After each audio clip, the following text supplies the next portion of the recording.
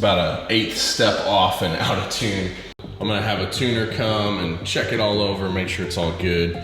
But it's kind of neat. The service stuff is all in here, and my grandpa was a documentation nut. So he actually put the date that they bought it brand new in here. So 4/10/76. So there she is.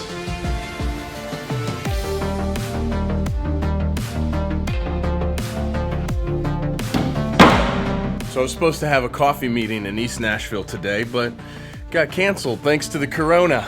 Now the coffee shop's not even open, and in all seriousness, it's probably just better if I didn't go out in public. But like I talked about in my actual coronavirus video, I gotta keep doing what I can do and keep plugging away and accomplishing whatever I can accomplish, and that's what I'm doing. We're moving this meeting over the phone, so there we go.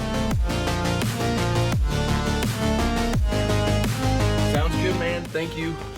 Sorry we couldn't meet today. Yeah, no problem. We'll talk to you later. Bye. Well, and that is how you have meetings over quarantine, I guess. All right, so next in line, I got a song to mix or finish mixing here. I've got it maybe halfway done, and so it's time to wrap it up. While I do work alone pretty often, this is not having a super drastic immediate effect on me. We've got food, like we're okay, and I have work lined up. What I'm nervous about is in the future, this summer. Let's say this thing passes halfway quickly. The artists that are out of work right now potentially won't have the money to hire me months down the road. So I feel like I'm in a very unique situation here because I'm not necessarily feeling a crunch immediately. But I have a feeling that once everyone gets, like my crunch is gonna come once everyone gets back to work, and they're all trying to recover from this. So it's just interesting times, and we'll see how it shakes out. I'm optimistic about everything. I pretty much am a glass is half full kind of guy, but we'll see what happens.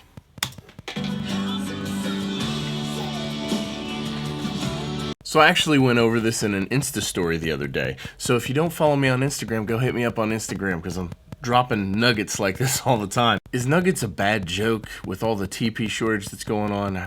I get asked all the time how to get loud masters, and I see these conversations happening all over Facebook and all over the internet, and there's so many people talking about how do you get a loud master. One of the things that I think a lot of people don't realize is that a loud master actually starts with the arrangement of the song. It's making sure that all the pieces of the puzzle aren't stepping on each other and they all fit together really nicely. So what happens when you have things competing for space within a mix is that it eats up headroom and you don't have the ability to make the track nearly as loud. So it really starts with the production and with the arrangement and trying to make sure that everything has its own space, that there's not too many things happening down low, there's not too many things happening up high, everything kind of fits together. This also carries through into the mix. When you're mixing, you want to make sure that everything has its own place, that nothing is stepping on each other, and that every element within the song is deliberate, it's intentional, and it serves a purpose to make sure things don't stomp on each other,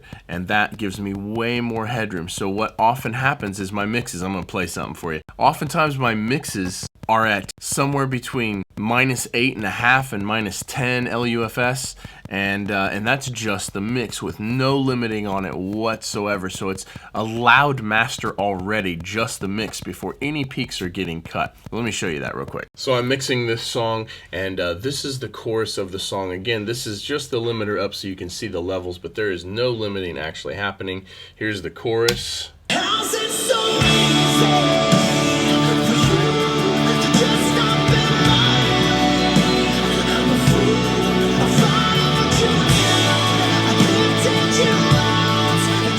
So we're rocking -9.2 to 9.5 LUFS.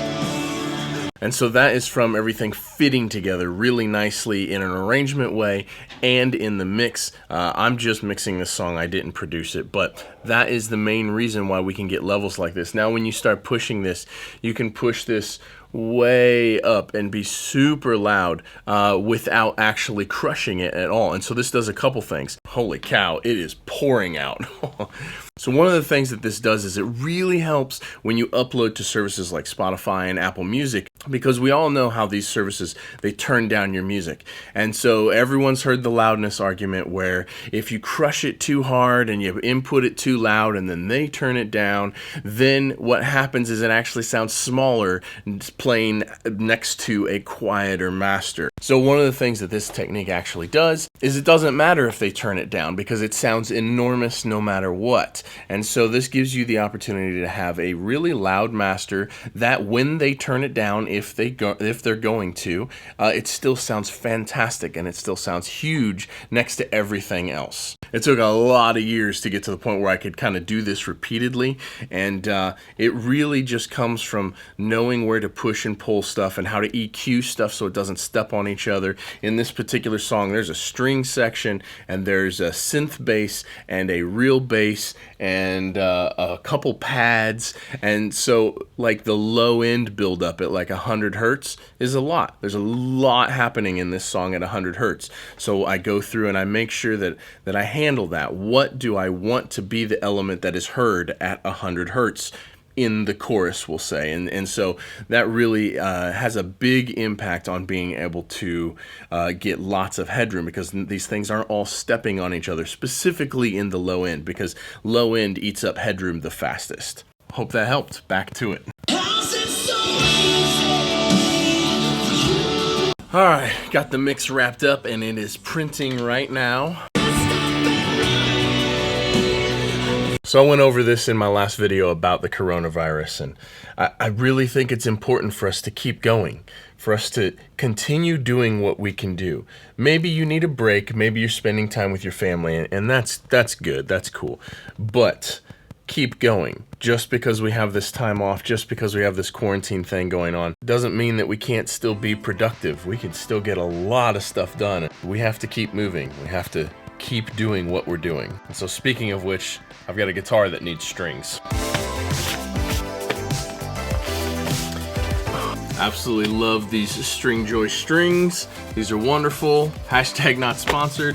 And then, of course, the beautiful iconic guitar. This is my number one. And then I just use some automotive polish. Here's a funny story for you. If you've seen my last video, I told my whole story about how I came up. When I was a tech at a music store back in the day, we got in some of this Fender polish, Fender guitar polish. I started using it and I was like, this has an awful peculiar smell to it. This smells just like some other thing that I use. What is this other thing? And I figured out that it was the quick detail polish that I used on my truck at the time, which was made by Meguiar's. And I'm like, this smells identical. That's odd. Is this the same thing? So I looked on the back of the polish, of the Fender polish, and it actually said, made for Fender by Meguiar's. And so from that moment on, I have just used automotive quick detail polishing, quick wax, whatever, because some of these guitar polish companies are using the exact same thing. It's the exact same formula. The beauty of that is that this costs $3, while a tiny bottle of guitar polish is $8.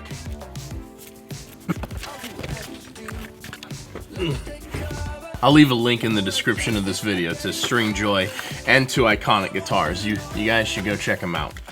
Seriously awesome stuff. I want you to try. Imagine living without it, so let's go. Heaven is worth fighting for, you know. I'll be standing right next to you. Oh, I know it won't be easy, but it's true. We will regret what we didn't do, I take comfort for my feelings sometimes. What we got here? Sennheiser gear. We got some Neumann gear. That's pretty nifty. Let's see here. Some more Neumann catalogs. Ooh. I mean, that's pretty cool. That's all in German. I don't even know what that is. Oh, look at that. Oh, that's super cool. Let's take a look at this. Let's see what this is. That is pretty neat. Is this like the history? Oh yes, this is the history of Sennheiser. How cool is that? Look at that. Thank you, Neumann. Thank you, Sennheiser, for sending this stuff over. I appreciate it very much. It'll make excellent reading material for the lounge when I get the lounge finished up. The other great thing about this sort of wax is you can wash everything with it. I use it on Tolex for the amps. I use it on pretty much everything.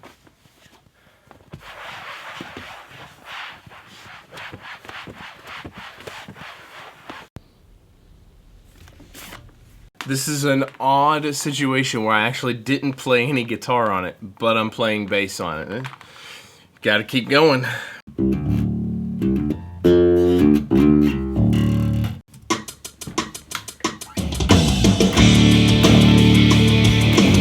So the wife asked me to run to the store real quick and see if I could find some celery. She's making some homemade chicken noodle soup. So that sounds delicious. So I'm gonna take a break and see if I can find any goods at the store. So I'm gonna attempt to go to the mom and pop shop and we'll see if they have anything. I'd rather support local businesses during this whole fiasco. I feel like if I can do my part a little bit in that sense, that's a good way to be right now. Well, that still looks pretty dismal. Oh, we got some paper towels. There are some paper towels. Not too bad. Some cleaning products. Still plenty of meat left. Cases of water. We're still in pretty good shape.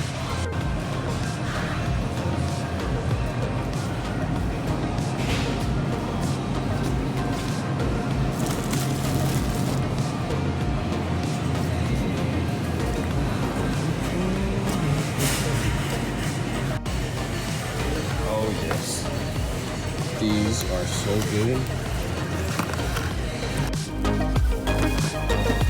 Hi. Hello. How are you? Good, how are you? Good. Thank you. Have a good one. Yep, you too.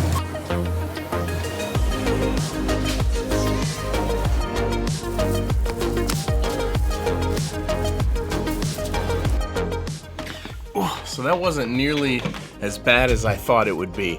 It was pretty chill, no one was freaking out, everything was good, just no toilet paper, and there were still paper towels, there were still napkins, cleaning supplies, etc, etc. So that is really not all that bad. I'm a sucker for soda. I know it's terrible for you, but I love it. So I try to drink this sort of stuff because there's like 4 ingredients in this, not a bunch of nonsense. So what I'm really curious to see how this stuff shakes out is what's gonna happen as the supply of these things dry up. Are we even gonna get there? Is it even gonna become to that point? I mean, the stores are only out of stuff right now because shipments are on a schedule, and those schedules are determined by how fast stuff sells, and so everybody just freaked out and went and bought a bunch of stuff, and now we're seeing the repercussions of that. But the shelves are starting to get stocked again. It seems like everything is going to be just fine. What will be interesting to me is very, very worst case scenario if this thing really does last 18 months till they get a vaccine.